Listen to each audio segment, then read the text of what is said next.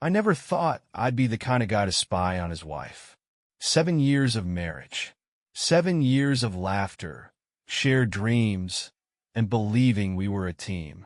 We had our ups and downs like any couple, but I never had a reason to doubt Sarah. Until that night.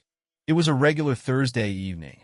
Sarah had kissed me goodbye, grabbed her gym bag, and left just like she always did on Tuesdays and Thursdays. Nothing seemed off. No hesitation. No strange behavior. If anything, she was in a rush, barely looking at me as she headed out the door. I didn't think much of it at first. I had work emails to catch up on, dinner to eat, and a game to watch. The house was quiet, just the sound of my fork clinking against the plate and the distant hum of the fridge. And then a notification popped up on my laptop. At first, I ignored it. Just a random buzz. Probably a spam email. But when I glanced at the screen, my stomach dropped. It was from our shared iCloud account. A message had come through, one I wasn't supposed to see. See you soon, Red Heart. My hands froze on the keyboard. My heartbeat pounded in my ears. See you soon? Who was she meeting? Why was there a heart at the end of the message? For a second, I told myself it had to be a mistake. Maybe it was from her best friend. Maybe it was an old message. But deep down, I knew better. This didn't feel right. Sarah had always been careful about her phone. She kept it face down, took it to the bathroom with her, and always had her notifications turned off. But our iCloud accounts were still linked from when we first got our phones years ago. I never thought much of it. Until now. I clicked on the message details, hoping for context. It was sent just a few minutes ago. And worse, it wasn't from me. A cold wave of adrenaline shot through me. My mind started racing. Who the hell was she texting? I tried to breathe, tried to tell myself that there was a logical explanation. But the sinking feeling in my gut told me the truth. Something was very, very wrong. I sat there, staring at my screen, my mind running in circles. Should I call her? Should I ask her outright? No. If this was what I feared, she'd just lie. I needed proof. That's when I remembered. Find my iPhone. Months ago, Sarah had shared her location with me when she got a flat tire late at night. It was still active. I had just never checked it. Until now. With shaking hands, I opened the app. Please be at the gym. Please, God, let her be at the gym. But when her location loaded, my heart stopped. She wasn't at the gym. She wasn't even close. She was across town, parked in a nearly empty lot behind a rundown restaurant. The gym was 15 minutes in the other direction. My breath caught in my throat. What the hell was she doing there? I zoomed in. One car. Just one car parked right next to hers. I couldn't make out the details, but I knew one thing. This wasn't normal. A chill ran down my spine. I wasn't supposed to see this. She wasn't supposed to get caught. But now that I had, I couldn't ignore it. My hands clenched into fists. My stomach twisted into knots. This wasn't just a misunderstanding. This wasn't something innocent. She had lied to me, and I was going to find out why. Without thinking, I grabbed my keys and headed for the door. I sat there in stunned silence, my eyes glued to the glowing screen of my laptop. The message had rattled me to my core. See you soon, Red Heart. The words felt like a dagger, twisting deeper the longer I stared. 100 thoughts raced through my mind. Was this a misunderstanding? Maybe it was just a friend.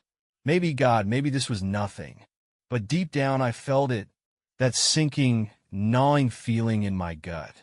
That feeling you get when something is terribly, terribly wrong. I needed to know the truth. Then it hit me. Sarah had shared her location with me months ago when she got a flat tire in the middle of the night. She said it was just in case something ever happened. I had never checked it since, never had a reason to, until now. My finger hovered over the Find My iPhone app. My chest tightened. I almost didn't want to press it, because once I did, there would be no going back. If she was really at the gym, I could close my laptop, laugh at myself for being paranoid, and move on. But if she wasn't, I exhaled sharply and tapped the screen. A second passed. Then two.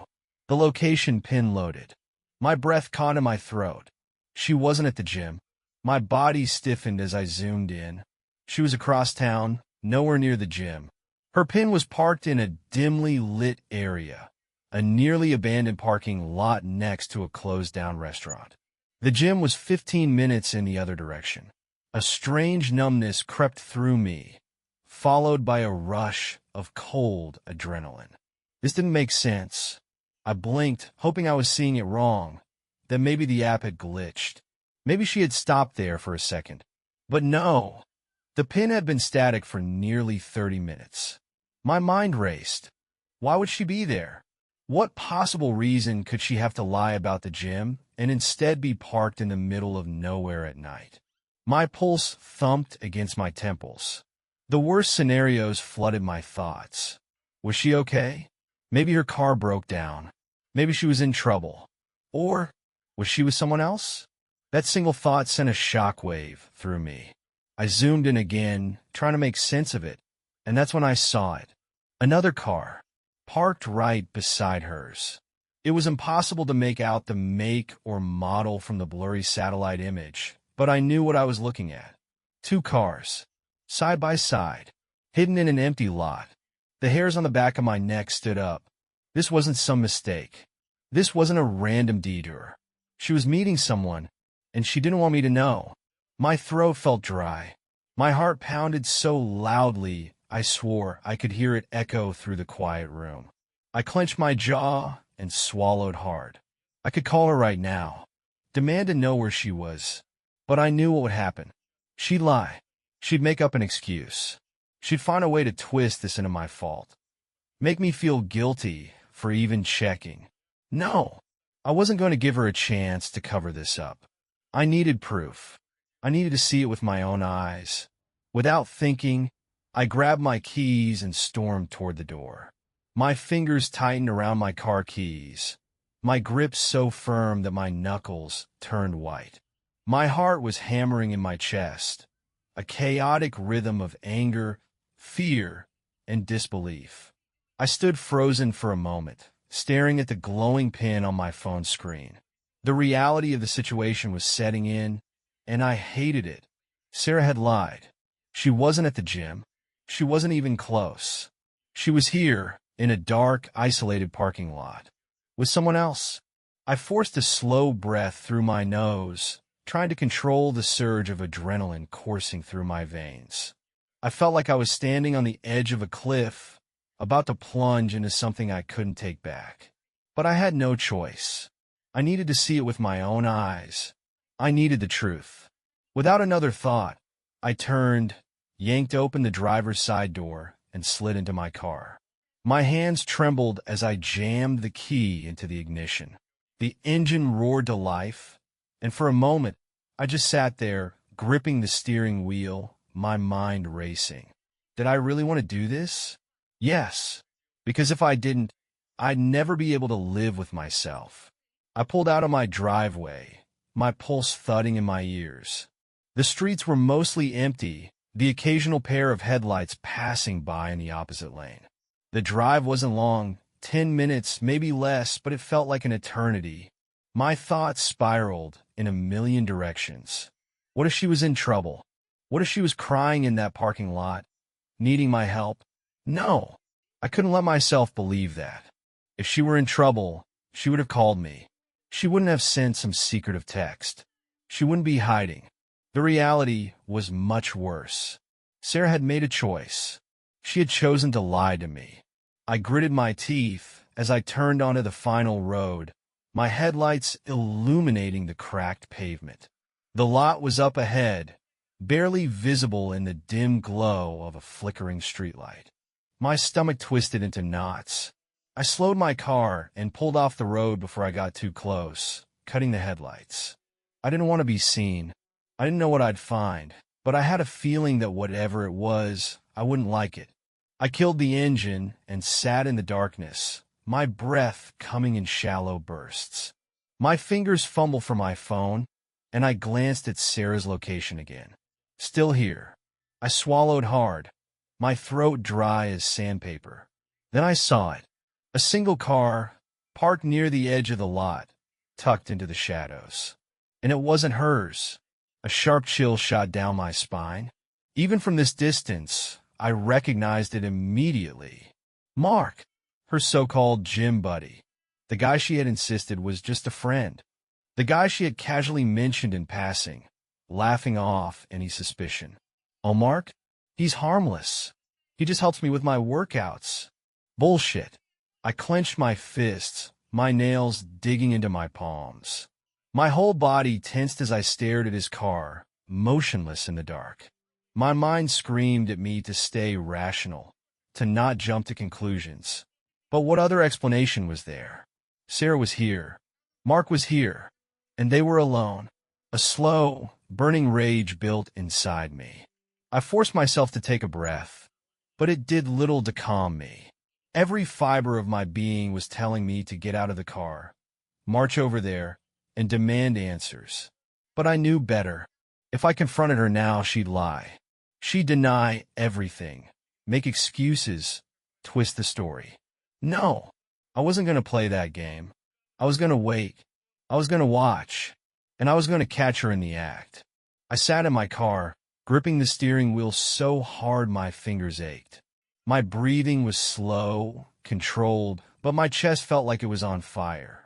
Mark's car was parked just a few feet ahead, sitting in the dim glow of the single flickering streetlight.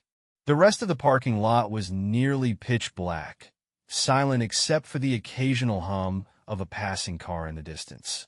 I didn't move. I didn't blink. I just watched. Minutes passed.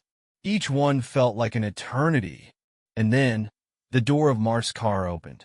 My heart slammed against my ribs. A shadowy figure emerged, stepping onto the pavement. Sarah. Even in the poor lighting, I could see her. Her long hair was messy, falling over her shoulders as she reached up, running her fingers through it, smoothing it out. Her head tilted slightly, like she was checking her reflection in the car window. Then she adjusted her shirt, like she was fixing herself. A wave of nausea hit me so hard I nearly had to look away. But I couldn't. Her movements were slow, almost casual. She wasn't acting like someone who had just finished an intense workout at the gym. There was no exhaustion, no post-exercise stiffness. Instead, she looked relaxed, satisfied, like someone who had just done something she wasn't supposed to. My jaw clenched so tight it hurt. I told myself to stay calm, to wait, to watch. Then the other car door opened, and that's when I saw him. Mark! And he was shirtless. My entire body went stiff. My fingers twitched. My breath hitched in my throat. What the hell? The bastard stepped out of the car, stretching his arms like he had just woken up from a nap. His smug, self-satisfied grin was unmistakable, even from where I sat. Sarah turned to him, said something I couldn't hear, and then she laughed. She laughed, like this was some kind of joke, like this was nothing. I felt something inside me snap. My whole world had just shattered, and she was over there laughing. My hands were shaking now, but not from fear, from pure, boiling rage. I reached for my phone, my fingers moving on autopilot. My thumb hovered over the camera app for a second before I hit record. I needed proof. If I didn't capture this, she'd lie. She'd twist the story, gaslight me, make me feel like I was crazy. Not this time. Not this fucking time. Through the phone screen, I zoomed in, focusing on them. Sarah leaned against the car, her arms crossed, smiling at Mark as he casually pulled on his shirt, completely unbothered by the situation. They weren't just gym buddies. This wasn't innocent. I felt sick. I had spent years loving this woman, trusting her, building a life with her. I had given her everything. And this is what I got in return? My pulse was pounding in my ears now. My vision was tunneling. I had seen enough. My grip tightened around my phone. It was time to confront her. My breath was heavy, uneven. My whole body felt like it was on fire, but my mind was crystal clear. I had seen enough. Sarah, Mark. The laughing. His bare chest. I felt my muscles tighten, my heartbeat drumming in my ears like war drums. My knuckles were white around my phone as I stopped the recording and shoved it into my pocket. I couldn't just sit there. I wouldn't just sit there. Without thinking, without hesitation, I reached for my door handle, flung it open, and stepped out into the cold night air. The moment my foot hit the pavement, a surge of adrenaline shot through me. Every nerve in my body was electric, my hands curled into fists by my sides. I was done playing dumb. "Hey, Sarah." My voice cut through the silence like a gunshot. I saw her flinch. Her entire body tensed like a deer caught in headlights. Mark, on the other hand, turned slowly, his stupid smirk still plastered on his face, until he saw me. His grin faltered. Sarah spun around so fast that her hair whipped over her shoulder. Her face drained of all color. She looked terrified. I took a few steps closer, my shoes crunching against the gravel. My breath fogged in the cold night air, but my blood was boiling hot. "Thought you were at the gym?" I said, my voice steady, though my entire body was shaking with rage. Sarah's mouth opened, then closed. She blinked rapidly, her brain scrambling for an excuse, for a lie, for something, anything that could get her out of this. She finally stammered. We just finished a workout." "A workout?" I let out a hollow laugh. "A workout." I turned my gaze to Mark, who still hadn't said a word. He wasn't even looking at me. He was looking at Sarah like he was waiting for her to handle it. Like this was her mess to clean up. I pointed straight at him, at his bare chest. "Oh yeah," I said, taking another step forward. "Then why does he look like he just finished something else?" Silence. Sarah's mouth was moving, but no sound was coming out. Mark, the smug bastard, finally had the decency to pull his shirt over his head. But it was too late. The damage was already done. My stomach twisted into a knot so tight it was painful. Sarah knew she was caught. She knew there was no way to talk her way out of this. But she was still going to try. "Babe, please," she started, her voice suddenly soft, desperate. It's not what it looks like. Not what it looks like." That phrase. That stupid, cliched, bullshit phrase. I laughed. I actually laughed. "Oh, really?" I said, tilting my head. "Because from where I'm standing, it looks like you snuck off to meet Mark in the middle of the night, lied about going to the gym, and now you're standing here like you just got caught with your hand in the damn cookie jar." Sarah stepped closer, reaching out for me. I took a step back. "Baby, please," she whispered, her voice cracking. "Just let me explain." I shook my head, every muscle in my body coiled tight. "There's nothing to explain, Sarah." She knew it. I knew it. Mark knew it too. And yet, for some reason, she was still trying to save face. I wasn't going to let her. Not this time. Not ever again. Sarah's eyes darted between me and Mark, her chest rising and falling quickly as she scrambled to come up with something. Anything that would make this all go away. Her lips parted, her tongue flicked out to wet them, and then there it was. The lie. "You're overreacting," she blurted out, her voice shaking just enough to sound convincing. If I didn't already know the truth. I felt my jaw clench, so tight it hurt. "Overreacting?" I echoed, my voice eerily calm. She nodded too quickly, as if saying it enough times would make me believe it. "Yes. Mark just gave me a ride home. That's it. My car was acting up earlier, and I didn't want to risk it, so he offered to drive me. A ride home." I stared at her, my blood boiling under my skin, my hands twitching at my sides. I wanted to believe her. I wanted to, but I couldn't. Not after the text message. Not after her location pinged across town. Not after I had sat in my car and watched her step out of Mark's car, fixing her hair, adjusting her clothes, while he stood there, shirtless, smirking like he had just claimed victory over me. I took a slow breath, swallowing the sharp, bitter taste of betrayal sitting at the back of my throat. "That's funny," I said, tilting my head. Because I could have sworn you told me you were at the gym tonight. Sarah's face twitched. Her hands instinctively went to her hips, a defensive stance. I was, she shot back. But then my car started making this weird noise, and Mark, he was already at the gym, so he offered to drive me. That's all it was. My laugh was hollow, empty. It was almost sad. You expect me to believe that? I asked, shaking my head. Sarah's expression hardened. Her lips pressed into a tight line, and then her brows knitted together in frustration. She was getting angry, not because she was innocent, because she knew she was losing control of the situation. Her voice dropped, more forceful now. Why are you acting like this? Like I did something wrong? I didn't do anything. I let out a sharp exhale and took a step back, running a hand over my face. I could see the manipulation playing out in real time. She was trying to flip this on me, to make me the crazy one, to make me question myself, to make me feel guilty for even suspecting her. I had seen it before, the classic gaslighting move. Turn the tables. Make me look like the bad guy. Make me doubt my own eyes. But I wasn't that stupid. I had seen the text. See you soon, Red Heart. I had checked her location. She hadn't been at the gym, and I had been sitting there, watching her step out of Mark's car, touching her hair, fixing her shirt, not acting like someone who had just gotten an innocent ride home. I let out a humorless chuckle and looked at Mark, who was still standing there like he didn't have a care in the world. The smug bastard.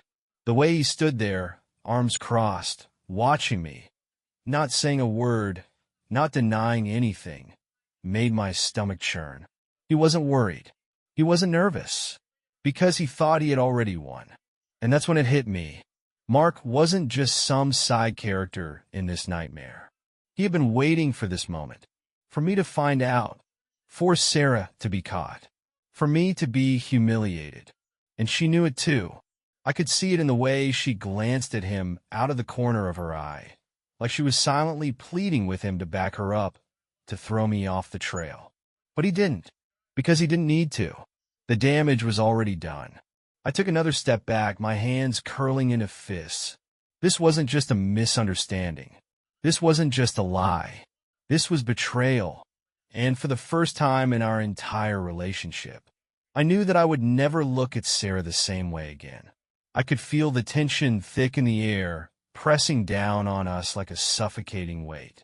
Sarah was still trying to hold on to control, still hoping to spin this into something it wasn't. She was banking on me second-guessing myself, on me backing down like I always did when she got defensive. But not this time. I wasn't playing along. I wasn't going to let her twist the truth. Because I had proof. Slowly, deliberately, I reached into my pocket and pulled out my phone. I didn't say a word at first. I just held it up and tapped the screen. Sarah's eyes flickered to the device, her confidence cracking just slightly. "What are you doing?" she asked, her voice quieter now, less forceful. I didn't answer. I swiped through my apps, my pulse steady, my movements calm, because I already knew how this was going to end. I found the recording. I pressed play, and then, in the cold silence of that dark parking lot, her own lies came back to haunt her. On the screen, clear as day, was her location history. The little blue dot, time-stamped, showing exactly where she had been. Not the gym. Not on the way home. Here. For over an hour. Sarah's face went white. Her lips parted slightly, like she wanted to say something, but no words came out. I turned the phone toward her, letting her stare at the evidence, letting her watch as her entire story crumbled into dust. Her breathing grew shallow, her fingers twitching at her sides. She wasn't prepared for this, because she had never thought she'd get caught. She had assumed she could spin a web of excuses, gaslight me into oblivion, and walk away without a scratch. But now, she was cornered. "So tell me, Sarah," I said, my voice steady but ice cold. "If you were just getting a ride home, why were you parked here for over an hour?" Silence. The kind of silence that screamed louder than any confession ever could. Sarah's mouth opened, then closed. Her eyes darted toward Mark, almost instinctively, like she was looking for backup, for some kind of escape route. But there wasn't one. Not anymore. Mark just stood there, arms crossed over his chest, no longer smirking. He wasn't going to save her. Sarah was on her own. I took a slow step forward, my voice dropping lower. Well, she swallowed hard. I could see the panic setting in now, the realization that there was no more gaslighting, no more twisting the narrative. There was only the truth, and she had nowhere left to hide. Sarah's face was frozen in panic. Her lips parted, her throat moved as she swallowed hard, but she didn't speak. She just stood there, caught between the wreckage of her own lies and the undeniable weight of the truth staring her down. I kept my eyes locked on her, waiting, daring her to try and lie again. She blinked rapidly, her breathing uneven, her body shifting slightly as if she wanted to run. But there was nowhere left to go. The walls had closed in, and then she broke. It was like watching a dam finally burst. Her shoulders collapsed inward, her face twisted, and suddenly tears flooded her eyes. Her hand shot up to her mouth as if she could physically hold back the sobs threatening to spill out. But it was too late. A strangled cry escaped her lips, and just like that, she was crying. Crying, like she was the one who had been betrayed, like she was the victim. I felt something inside me snap. Sarah wiped at her cheeks with trembling hands, gasping for breath between sobs. It wasn't supposed to mean anything, she choked out. Her voice was raw, desperate, pleading. I swear it was never serious. It was just... She stopped, her lips quivering, her chest rising and falling with uneven breaths. She was breaking down. And I was just standing there, watching it happen. I didn't feel sorry for her. I didn't feel anything. Sarah shook her head, more tears spilling down her face. I was lonely, she whispered. I blinked. I actually blinked. That was her excuse? After 7 years of marriage, after all the love, trust, and loyalty I had given her. That was her reason? Lonely, I repeated, my voice dangerously low. She nodded quickly, sniffing, trying to wipe her face with the sleeve of her sweater. You've been so busy with work, and I felt like you weren't there anymore. And Mark was just... Her voice broke. He was just there. I exhaled slowly, trying to keep my hands from shaking. Mark was just there, like a convenient little backup plan, like a replacement. I felt the rage boil inside me, bubbling up like lava ready to explode. My fists clenched so tight, I could feel my nails digging into my palms. So let me get this straight, I said, my voice like steel. Sarah hiccuped through a sob, looking at me with wide, wet eyes. You threw away our marriage, 7 years, because you were lonely? She sucked in a sharp breath. You didn't talk to me. You didn't tell me you were struggling. You didn't try to fix this. I took a step closer, my voice filled with pure, raw disgust. You just ran to Mark. Her chin wobbled. Her whole body was shaking now. I didn't mean for it to happen, she whispered. It wasn't supposed to. I laughed. A short, bitter, empty laugh. Oh, so what? You just tripped and fell into his arms. I snapped. She flinched. You didn't mean for it to happen? I repeated, my voice rising. You didn't mean to lie to me? To sneak around? To gaslight me into thinking I was crazy? Sarah winced at that last part. Because she knew. She knew that I had seen through every single one of her lies. Her shoulders shook as she sucked in another shaky breath. She wasn't even looking at me anymore. She couldn't. And then, barely above a whisper, she said the words that changed everything. I never wanted to hurt you. I went completely still. For the first time since this nightmare started, I actually felt my lips curl into a small, humorless smile. You never wanted to hurt me? I echoed, shaking my head in disbelief. She nodded. And that's when I realized she still didn't get it. She thought this was about the act itself, about the texts, about sneaking around, about Mark. But it wasn't. It was about the betrayal. It was about trust. She had shattered something that could never be repaired. I let out a slow, sharp breath, the final bit of hope I had for us slipping through my fingers. Sarah had chosen this, and now she was going to live with it. I stood there, staring at Sarah as her body trembled with sobs. The streetlight above flickered, casting shadows across her tear-streaked face. Her hands clutched at her sweater like she was physically trying to hold herself together. Her breath came in sharp gasps, uneven, desperate. But I felt nothing. No anger, no sadness, no sympathy. Just a deep, hollow emptiness. Everything we had built, every memory, every late-night conversation, every whispered "I love you," all of it had been a lie. I had spent 7 years of my life loving a woman who, when things got hard, didn't try to fix us. She didn't turn to me. She didn't fight for us. She turned to him, and now she stood here, crying, expecting me to do what I had always done. Comfort her. Forgive her. But I wouldn't. Not this time. I inhaled deeply, feeling the night air burn my lungs as I slowly turned my head toward Mark. He had been standing there quietly the entire time, like a coward, watching it all unfold. He hadn't stepped in to defend her. He hadn't spoken up, because he knew. He knew what he had done. And now, he looked uncomfortable, like he hadn't expected it to go this far. Like he hadn't expected me. I took a slow step toward him, my gaze locked onto his. He straightened slightly, as if preparing himself, but I didn't raise a fist. I didn't yell.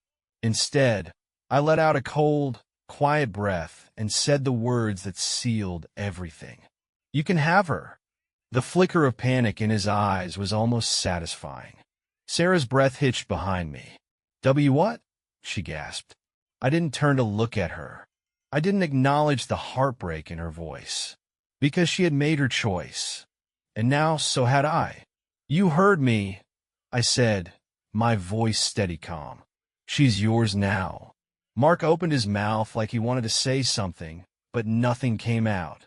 Because the moment had changed. It wasn't fun anymore. It wasn't exciting. This wasn't some secret little fling, some thrilling game where they could sneak around behind my back. This was real. And now I was leaving her with him. The weight of it settled in his features, in the way his body stiffened slightly. I could see it. He didn't actually want this responsibility. He wanted the thrill, the stolen moments, the excitement of sneaking around. But now, she was his problem.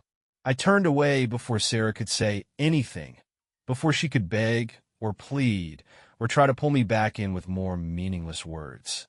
I was done. I started walking toward my car, my heart pounding in my chest, my hands trembling slightly from the weight of it all. But I didn't stop. Behind me, I heard Sarah choke on another sob. "Wait," she cried, her voice breaking. "Please don't do this. Please." I didn't turn around. I didn't give her the satisfaction of seeing my pain, of seeing the way my chest ached with every step I took. Because I did hurt. I had spent years building a life with her. I had loved her with everything in me. And now, I was leaving her behind in a dark parking lot with the man she had chosen over me. But the truth was, she had already lost me the moment she lied. I reached my car, opened the door, and paused for just a second, my fingers resting on the handle.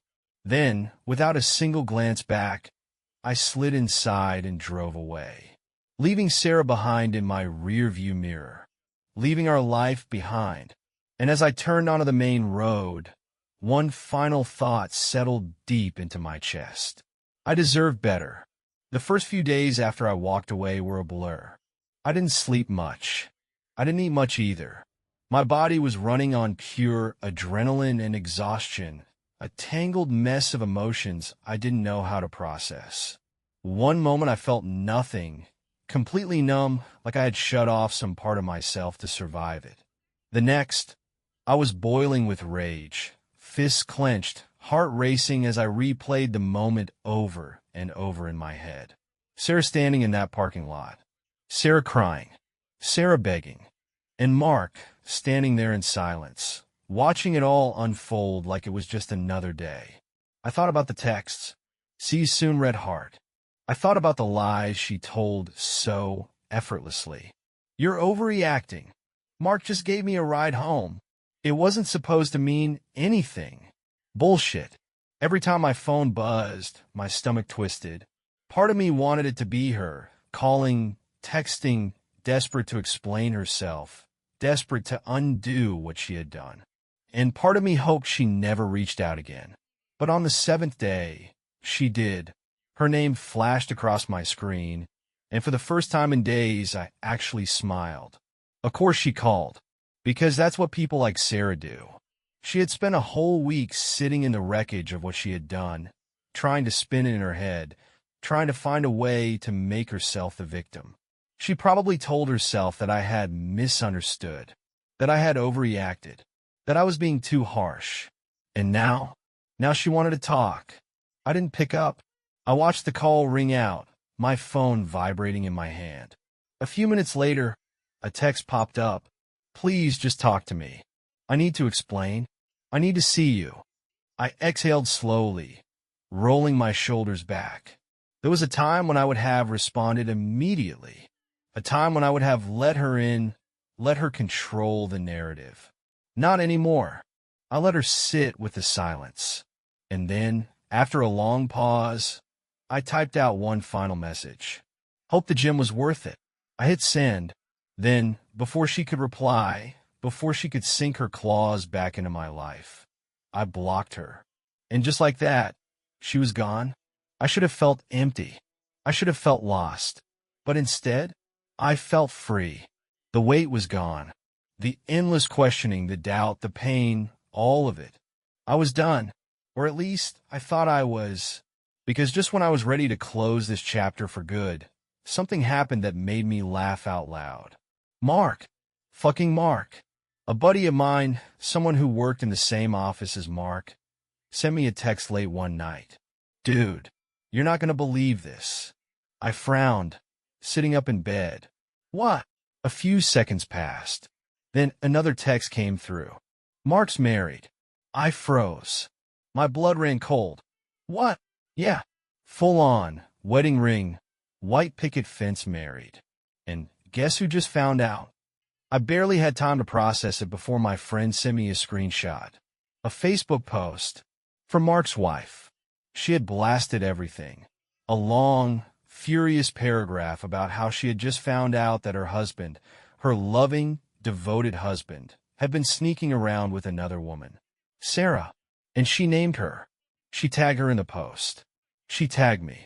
She wanted the world to know exactly who had blown up her marriage. I stared at the screen for a long moment before I did the only thing that felt right. I laughed. I laughed so hard my stomach hurt. Karma had just done what I didn't have to. And suddenly, everything felt lighter. Sarah had lost everything. Mark had lost everything. And me? I had lost a liar, a cheater, a manipulator. I had lost dead weight. And for the first time in a long time, I had won.